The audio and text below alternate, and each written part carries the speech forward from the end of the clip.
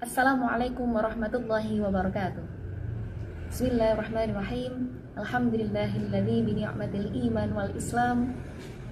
Asyhadu an la ilaha illallah wahdah la syarika lah wa asyhadu anna Muhammadan abduhu wa rasuluh.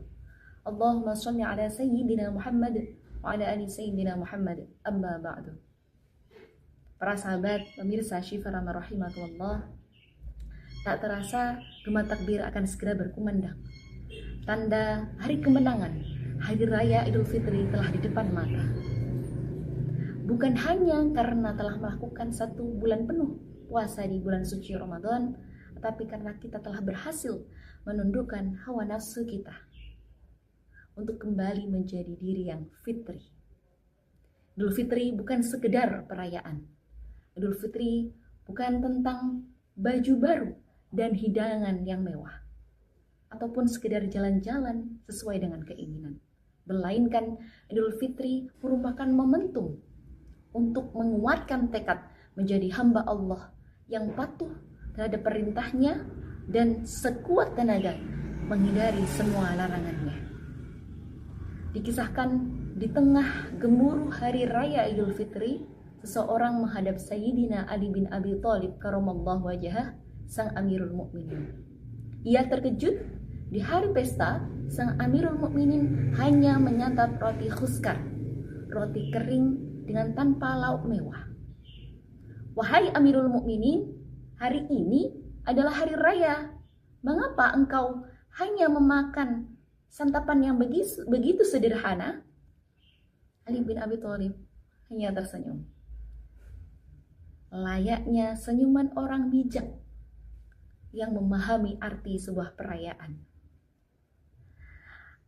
Lalu Sayyidina Ali bin Abi Thalib berujar, "Ya, hari ini adalah hari raya untuk kita semua. Dan esok pun akan menjadi hari raya. Karena hakikatnya hari raya adalah ketika kita mampu menghindari yang dilarang oleh Allah Subhanahu wa Ta'ala." Sungguh deklarasi yang begitu mencengangkan, mengubah persepsi bahwa kemewahan sejati bukanlah soal hidangan, melainkan ketenangan hati yang terbebas dari dosa, dan hari raya sejati adalah keberhasilan dalam menjaga janji kesucian. Para sahabat, pemirsa Syifa Rahmah rahimakumullah, untuk mewujudkan kesucian diri kita ini ada 3 hal yang perlu kita pahami dan kita tancapkan dalam hati. Yang pertama, penguatan dimensi vertikal kepada Allah Subhanahu wa Ta'ala. Yang kedua, penguatan dimensi horizontal kepada sesama manusia. Dan yang ketiga adalah kecintaan kita kepada alam semesta. Insya Allah, dengan menjalankan ketiganya ini, kita akan menjalani kebahagiaan dan kemuliaan sampai akhir masa. Sebagaimana Allah Subhanahu wa Ta'ala berfirman dalam Al-Quran surat Ali Imran ayat 133 yang berbunyi, A'udzu billahi minasy syaithanir rajim. Bismillahirrahmanirrahim.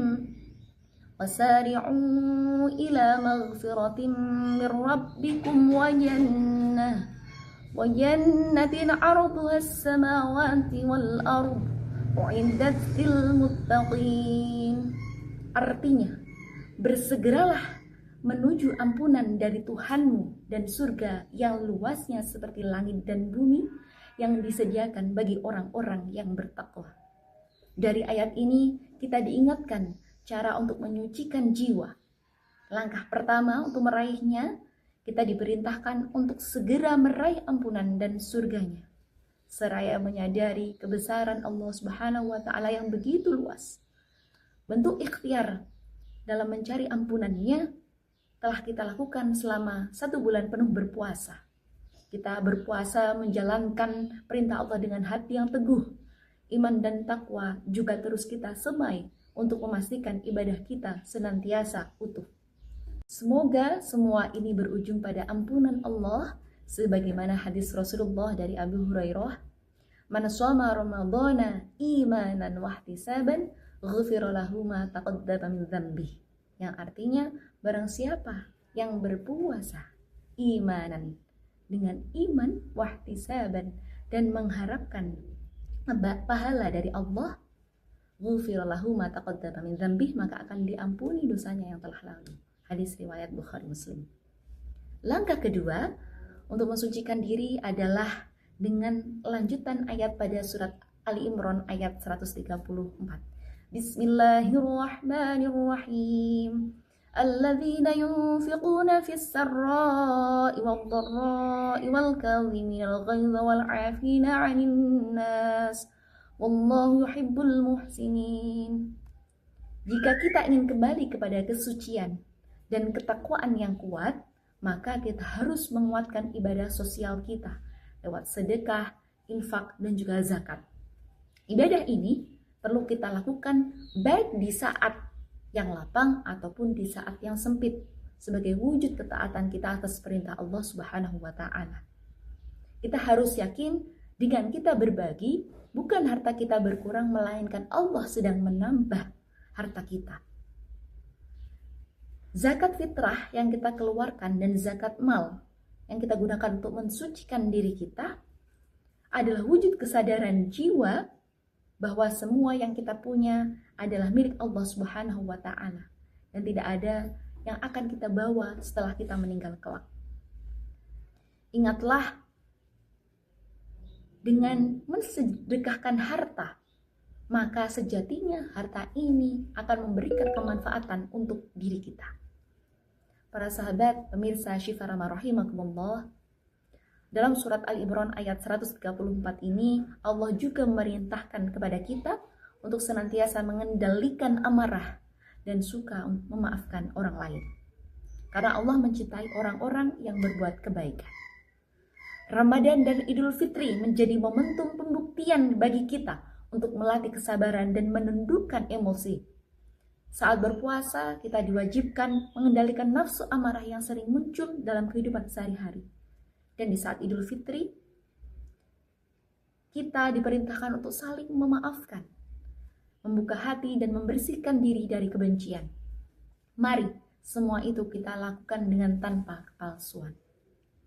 Jadikan Idul Fitri kali ini menjadi Idul Fitri terbaik bagi kita, dengan tekad untuk mempertahankan kesucian hati dan menebarkan nilai perdamaian dalam kehidupan.